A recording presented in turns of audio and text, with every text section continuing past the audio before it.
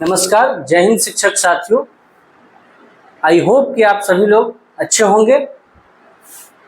सेवानिवृत्त जो है एक बहुत बड़ा मुद्दा बना हुआ है और ना ये मुद्दा बल्कि हमारे पुराने नियोजित शिक्षकों का एक अधिकार है जिससे सरकार वंचित रखना चाह रही है। राज्यकर्मी बनाने के प्रलोभन को देके आपके जो सेवानिवृत्त की बात है वो खत्म किया जा रहा है। जैसे कि बहुत सारे शिक्षक हैं जिन्होंने कई वर्षों से लगातार बिहार सरकार के गवर्नमेंट स्कूलों में सेवा अपनी देते आ रहे हैं और उनकी सेवा को विशिष्ट शिक्षक बनने के बाद उनकी सेवानिवृत्तता को जारी नहीं किया जाएगा।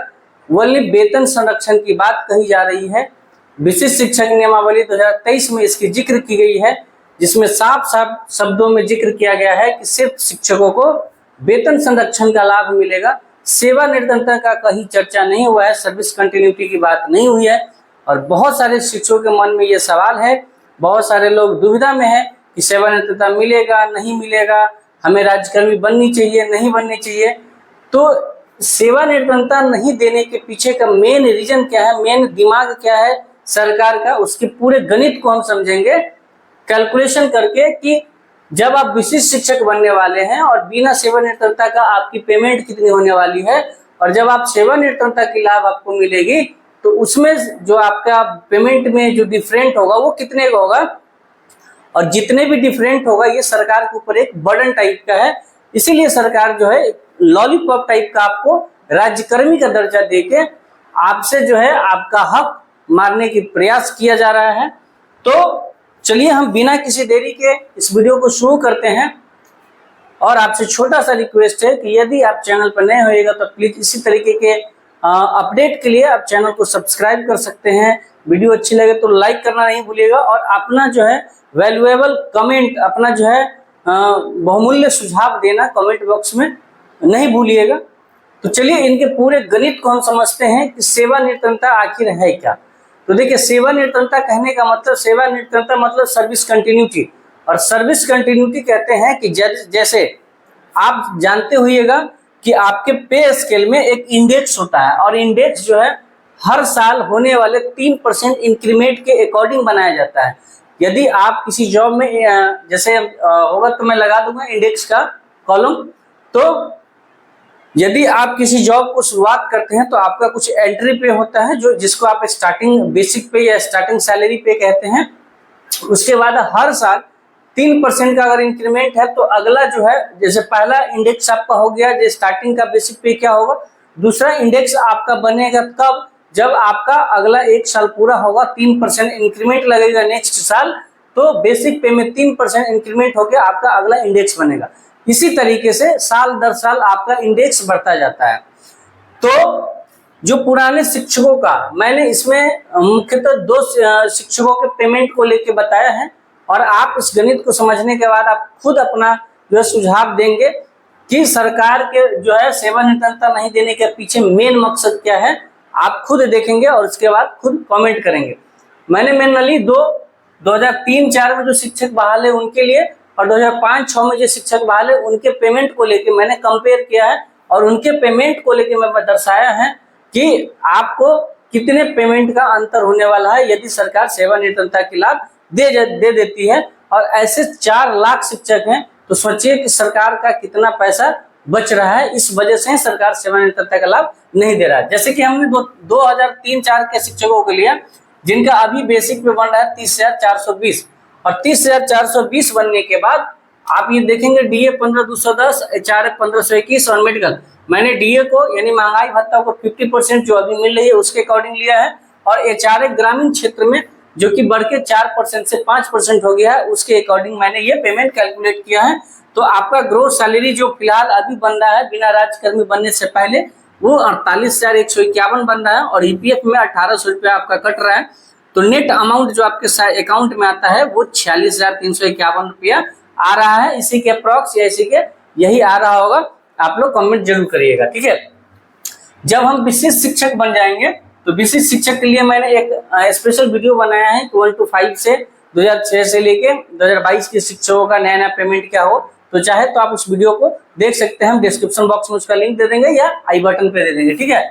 तो उनका बेसिक पे क्या हो जाएगा, यदि आप विशिष्ट बनते हैं और बेसिक वेतन संरक्षण का सिर्फ लाभ मिल रहा है, तो वेतन संरक्षण लाभ क्या कहता है कि यदि आपका जो वेतन अभी आपने 10 साल से जॉब किया है और जो वेतन अभी आपका बन रहा है बेसिक पे, उससे कम हम नहीं देंगे, या तो उसके इक्विवेलेंट जो नया पे इंडेक्स में जो भी आपके इक्विवेलेंट होगा वो पेमेंट देंगे, या उससे हल्का ऊपर वाला इंडेक्स में आपको पेमेंट देंगे, लेकिन उससे नीचे नहीं देंगे। ये आपका वेतन संरक्षण का नियम कहता है, ठीक है, जो कि जिक्र किया गया है विशिष्ट शिक्षक नियमावली 2023 में। तो इसमें अगर विशिष्ट बनते हैं तो 30,420 वाले का पेमेंट हो जाएगा 30,750 रुपया का बेसिक सैलरी हो जाएगा। डीए 50% में 15,375, एचआरए 1,538 और मेडिकल 1,000 रुपया हो जाएगा। ग्रोस सैलरी जो है 48,663 रुपया। और एनपीएस में देखिए, यहाँ ईपीएफ करता था 1800, लेकिन यहाँ न्यू पेंशन स्कीम जो अभी चल रही है, जो बिहार के राज्यकर्मी शिक्षकों को दिया जाता है, चाहे जो भी राज्यकर्मी जिस भी सेक्टर में हो, जैसे कि बीपीएस अध्यापक जो है विद्यालय अध्यापक, उनको भी एनपीएस मिला, तो राज्यकर्मी आप बन जाएंगे तो एनपीएस में कटौती होगी 10% का, और 10% का कटौती होता है बेसिक पे प्लस डीए, यानी मूल वेतन और महंगाई भत्ता को जोड़ के इनका 10% निकालेंगे तो एनपीएस में कटौती होगा 4613। और जो फाइनली आपके इन हैंड सैलरी होगी जो अकाउंट में आएगी वो 44,050 रुपये आएगा। कब? जब आप विशिष्ट शिक्षक बनेंगे। तो यहाँ आपका नेट अमाउंट बन रहा था 46,351 और आपका विशिष्ट बनने के बाद 44, यानी यहाँ से आपको देखें तो 2,200 रुपये का आपका कम पेमेंट आएगा यदि विशिष्ट शिक्षक बन जाएंगे। रीजन है उसका कि आपके एनपीएस में कटौती ज्यादा हो रहा है, यानी जमा आपका भविष्य निधि के लिए जमा ज्यादा हो रहा है। यहाँ पे 1800 हो रहा था। पेमेंट क्यों कम हो रहा है, इसकी सारी जानकारी मैंने पेमेंट वाले वीडियो में दी है, तो आप वहां जाके इसको देख सकते हैं। मैं फिलहाल बताने वाला हूं कि सेवानिवृत्तता का लाभ देने पर सरकार के ऊपर कितना बर्डन पड़ेगा और हम शिक्षकों को कितना घाटा होने वाला है, इसके कंपेयर करवा रहे हैं। बाकी उस वीडियो को आप देख सकते हैं, उसमें ईपीएफ एनपीएस सारी चीजों का आपका जिक्र किया हुआ है। तो यहाँ पे 46,351 मिल रहा है। जब आप विशिष्ट बनेंगे तो 44,050 मिलेगा, 4450। अब सेवानिवृत्तता में क्या होता है कि जैसे अभी आप मान लीजिए 2003 से 4 से जो शिक्षक दे रहे हैं, उनका ये जो 30,420 का है वो 13वां इंडेक्स का पेमेंट है, ठीक है, 13वां इंडेक्स का पेमेंट है। तो सेवा अगर निवृत्तता का लाभ आपको मिलेगा तो जो इंडेक्स में जितना इंडेक्स नंबर आपका पुराने पे स्केल में चल रहा है, वही आपका नया फिटमेंट मैट्रिक्स टेबल का जो नया इंडेक्स होगा उसके 13वें इंडेक्स में 35,640 रुपया बेसिक पे बनता है। यदि सेवानिवृत्तता का लाभ आपको मिलेगा तो जो इंडेक्स आपका अभी बन रहा है वही इंडेक्स के अकॉर्डिंग आपको जो है वेतन मिलेगा। तो यदि आपको सेवानिवृत्तता मिलेगा तो देखिए 35,640 से आपका डीए बन जाएगा 17,820, एचआरए बन जाएगा 1,782, मेडिकल हो जाएगा 1,000 और ग्रोस सैलरी जो आपका हो जाएगा वो 56,242 हो जाएगा। यहाँ विशिष्ट होने पर 48 और यहाँ पे भी 48 हो रहा था, और यहाँ देखना 56,282 हो जा रहा है ग्रोस सैलरी। 8,000 का सीधा उछाल है। एनपीएस में अगर कट भी रहा है 5346 रुपया, क्योंकि जितना बड़ा अमाउंट होगा उतना ज्यादा एनपीएस कटेगा 10%। हालांकि वो अलग बात है कि सरकार इसमें 14% का अंशदान करती है। तो इस सब के बारे में हम यूपीएस आने पर 18.5% का प्रॉफिट हो जा रहा है। तो इन सभी का जिक्र मैंने पुराने वीडियो में जिसमें पेमेंट का वीडियो बनाया है उसमें मैंने बताया है, तो आप उसको जाकर देखेंगे तो उसमें सारी चीज क्लियर हो जाएगा। तो एनपीएस में 5346 कटेगा तो नेट अमाउंट जो आपका आएगा वो 50,896 रुपया आने वाला है। अब इसका पूरा इम्पैक्ट देखिएगा, अभी मिल रहा है 46,000 और जब आप उसके अकॉर्डिंग मिलेगा तो 50,896 हो जाएगा, लेकिन विशिष्ट होगा तो 44,000 हो जाएगा। तो यहाँ से अगर आप देख रहे हैं तो दो चीज का कंपेयर करिएगा। यदि आप विशिष्ट बन रहे हैं तो एक तो आपका जो है एनपीएस में भी यहाँ ज्यादा जमा हो रहा है। अगर सेवानिवृत्तता का लाभ होगा तो विशिष्ट से सेवानिवृत्तता का अगर कंपेयर करें तो यहाँ 4600 जमा हो रहा है, यहाँ 5300 जमा हो रहा है, लगभग 700 ज्यादा जमा हो रहा है। यहाँ 44,000 कटने के बाद 44,000 है, यहाँ कटने के बाद 50,000 रुपया है, ठीक है। तो ये दोनों में इतना का अंतर आने वाला है। तो सेवानिवृत्तता का ये इम्पैक्ट है। उसी तरीके से 5/6 में 28,660 जिनका बन रहा है अभी इंडेक्स नंबर 11 पर, इंडेक्स नंबर 11 पर बन रहा है, तो उनका डीए हो गया 14,430, एचआर 1443, मेडिकल 1000, ग्रोस सैलरी 45,733 अभी बन रहा है और ईपीएफ 1800 कट रहा है। तो नेट अमाउंट जो आ रहा है 2005-06 वालों का वो 43,933 रुपया आ रहा है, ठीक है। उसके बाद जो सेवानिवृत्तता, इसमें मैंने राज्यकर्मी को नहीं लिया है क्योंकि राज्यकर्मी के लिए जगह नहीं था, लेकिन मैं बता दूं कि राज्यकर्मी का जो पेमेंट इन हैंड आएगा अप्रॉक्स 41 समथिंग आएगा, ठीक है। यहाँ से कुछ कम आ जाता है क्योंकि यहाँ पे एनपीएस में ज्यादा कटौती हो जा रहा है। उसके बाद अगर सेवानिवृत्तता का लाभ देखें तो इंडेक्स नंबर अगर 11 देखा जाए फिटमेट मैट्रिक्स टेबल के आधार पे, तो उनका बेसिक पे बनेगा 33,600, ठीक है। और यहाँ पर जो 28,860 है, इनका पेमेंट हो जाएगा आपको फिटमेट मैट्रिक्स टेबल के आधार पर शायद 28,940 के आसपास बन रहा है। तो ज्यादा का इंक्रीमेंट नहीं हो रहा है राज्यकर्मी में। तो इसको अगर पूरा कैलकुलेट आप करेंगे तो यहाँ पे एनपीएस में कटेगा 5,040 और नेट अमाउंट जो आपके अकाउंट में आएगा वो 48,040 रुपया आने वाला है। और यहाँ देखिएगा 41 होगा राज्यकर्मी बनने के बाद, ठीक है। तो 41 से 48 लगभग 7,000 रुपये का इंक्रीमेंट। यहाँ देखेंगे अगर राज्यकर्मी से यहाँ तो 44 और 50 लगभग 6,000 या लगभग 6800 यानी 6900, यहाँ भी लगभग मान लीजिए कि 7,000 रुपया आपका इंक्रीमेंट हो रहा है। तो एक शिक्षक पर 7,000, एक शिक्षक के 7,000 अगर एवरेज ऑन एन एवरेज माना जाए, जरूरी नहीं कि सब 2003-04 के शिक्षक होंगे, लेकिन 7-7 को अगर माना जाए तो अप्रॉक्स अगर मान ले कि 5,000 हर शिक्षक में वृद्धि होगा और गुने 4 लाख शिक्षक जो हैं जो नियोजित से विशिष्ट बनेंगे। तो अगर आप इसको काउंट करेंगे तो 3 जीरो इस पर का और 5 जीरो इसका, आप खुद सोचिए, इकाई दहाई सैकड़ा हजार 10,000 लाख 10 लाख करोड़ 10 करोड़ अरब, यानी 2 अरब रुपया जो है पर मंथ सरकार का एक्स्ट्रा खर्चा होगा यदि आपको वो सेवानिवृत्तता का लाभ दे देंगे। और सेवानिवृत्तता के लाभ लेने के लिए हम शिक्षकों द्वारा जो है जंग जारी है, लेकिन फिर भी सरकार इस पर एक शब्द नहीं बोलती है। तो इसके पीछे का पूरा गणित जो है यही होने वाला है। अच्छा, इसका और भी प्रॉफिट है ना, सिर्फ इतना ही पेमेंट नहीं है, आपका जो भविष्य निधि है वो भी बढ़ जा रहा है। जैसे कि अगर मैं बात करूं तो ये तो आपका नॉर्मल पेमेंट बढ़ा, और उसके बाद आपके एनपीएस में 5346 रुपया है, और जितना बड़ा अमाउंट है उसी का परसेंटेज सरकार भी अंशदान करेगी। तो जैसे कि अगर 10% है तो अगर एनपीएस रहता है तो 14% करेगी, और ओपी यूपीएस लगेगा तो 18.5% करेगी, अप्रॉक्स लगभग इसका लगभग 2 गुना। तो ये सारा अमाउंट जो है पे किसको करना पड़ेगा, वो सरकार को करना पड़ेगा।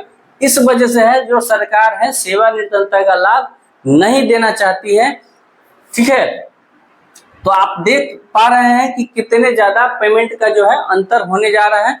इसी तरीके से जो भी शिक्षक हैं जिनका भी जो इंडेक्स है, मैं प्रयास करूंगा इन दोनों साइड एक पुराना फिटमेंट में पुराना जो है जो नियोजित शिक्षक का पे स्केल था उसका फोटो लगा दूंगा, और यहाँ फिटमेंट मैट्रिक्स टेबल का आधार का लगा दूंगा।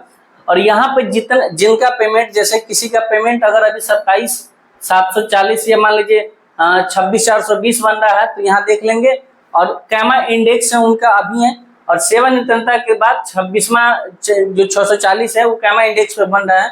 उसके अकॉर्डिंग आप कैलकुलेट कर लीजिएगा तो आपको पता चल जाएगा कि बहुत ज्यादा जो है डिफरेंस पैदा हो रहा है पेमेंट में। इसी वजह से जो है सरकार जो है सेवानिवृत्तता का लाभ नहीं दी जा रही है। अब बहुत सारे हमें शिक्षक ये भी कहेंगे कि सेवानिवृत्तता का लाभ दिया जा रहा है ना, तो वो हमें ये बता दे कि कौन सा ऐसा लेटर है जिसमें सेवानिवृत्तता का लाभ का जिक्र किया गया। दूसरी बात, बहुत सारे शिक्षक कहेंगे कि वरीयता की जो है वो लाभ दिया जा रहा है। तो देखिए, वरीयता और सेवानिवृत्तता दोनों में अंतर है। मैं इसलिए कहता हूँ कि वीडियो को आप लोग अंत तक देखिएगा तो आपको सारी जानकारी होंगी।